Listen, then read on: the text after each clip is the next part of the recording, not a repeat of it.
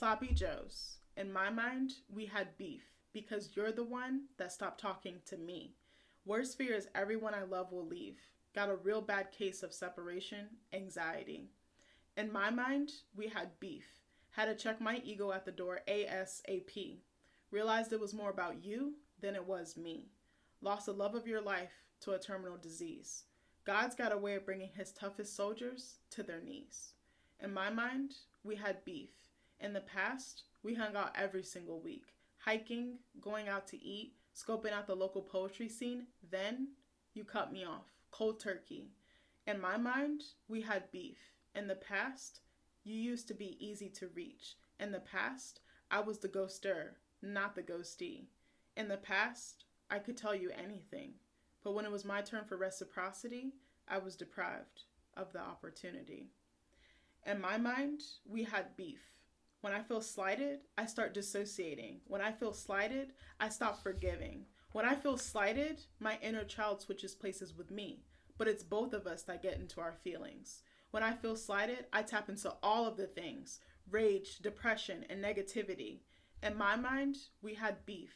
When I feel slighted, my world feels like it's burning. And for some strange reason, I enjoy the heat. When I feel slighted, I lean on my survival instincts.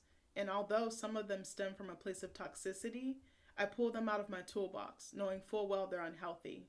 Don't mind me, still new to this healing thing. You know what really bothers me?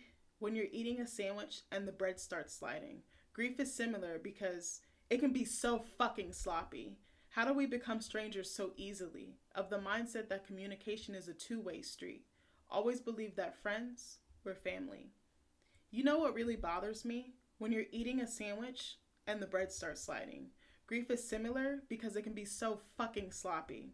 It is an emotion capable of crippling the human body. Where were you when you got the news of her passing? How did you process what was happening? How do you say goodbye to your better half without breaking? You know what really bothers me? When you're eating a sandwich and the bread starts sliding. Grief is similar because it can be so fucking sloppy. Libras don't forgive easy, but for you, I'll make an exception because the circumstances are extenuating. That type of loss would devastate anybody. It's water under the bridge, respectfully. You moved with integrity. Your loyalty was a luxury. Your hard work was inspiring. No surprise you're more successful than most before 30. Last time I saw you was at my wedding.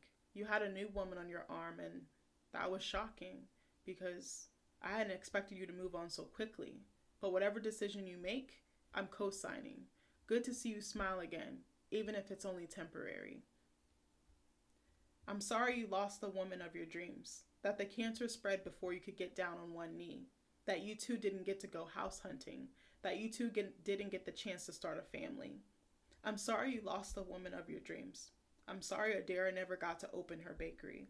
We would have been front and center at the grand opening.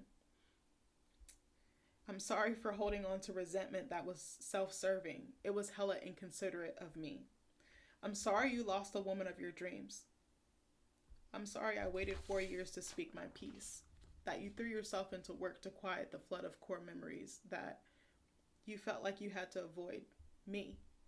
I'm sorry you lost the woman of your dreams. I'm sorry I missed everything. That you learned the hardest lesson of them all. Time is a thief. Just wanted to say one last thing. Tony, you're braver than you know and think.